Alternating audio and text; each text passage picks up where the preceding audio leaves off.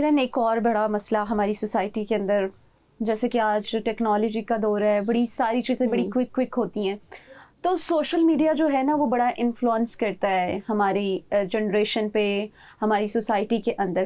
تو جو social media ہے اس کا ذہن پہ کس طرح اثر انداز ہوتا ہے کہ ہمارا جو سوشل میڈیا ہے وہ ذہنی صحت پہ کس طرح اثر انداز کرتا ہے؟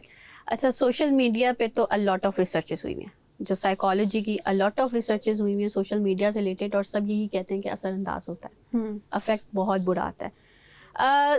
سوشل میڈیا پہ نا سب سے پہلا مسئلہ یہی آتا ہے کہ ہم کمپیریزن اسٹارٹ کرتے تھے. ہمارے پاس بھائی آتی ہے ایک ہائیلی فلٹرڈ ریل، اور ہم اس سے جو ہے نا اس کو دیکھ کر جو ہے نا ہم اپنی چیزوں کو کمپیئر کرنا شروع کر دیتے ہیں. جیسے کہ ہمارے یہاں جو بہت بڑے ٹک ٹاک انفلوئنسرز ہیں یا انسٹاگرام پہ بھی انفلوئنسرز ہیں، وہ لگاتے ہیں کہ بھائی مجھے گاڑی ملی، اور اپنا ہوم ٹور کے کلپس لگاتے ہیں.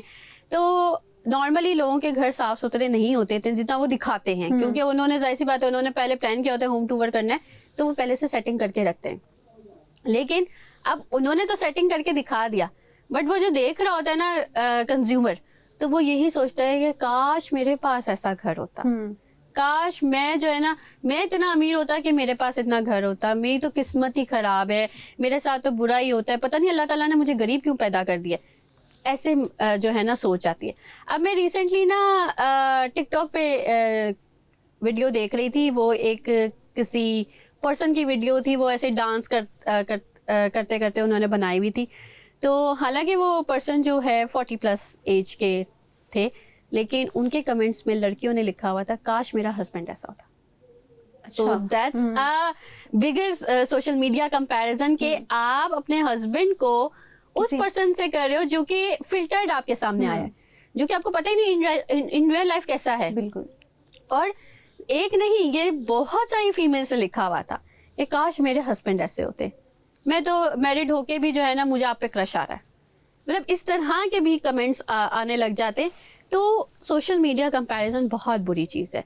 یوٹیوب پہ آپ چیزیں دیکھ رہے ہو، آپ ڈفرینٹ جگہوں پہ دیکھ رہے ہو، پھر آپ کسی کو پیسہ کماتے دیکھتے ہو، جیسے آپ بلاگرز ہیں، یہ ریویوز کر رہے ہوتے ہیں، تو آپ دیکھ کے کہتے ہو کہ یار ان کے پاس اتنا پیسہ ہے، کاش میرے پاس بھی ہوتا تو میں بھی ایسے ہی نا چیزیں منگواتی یا ایسے لیتی.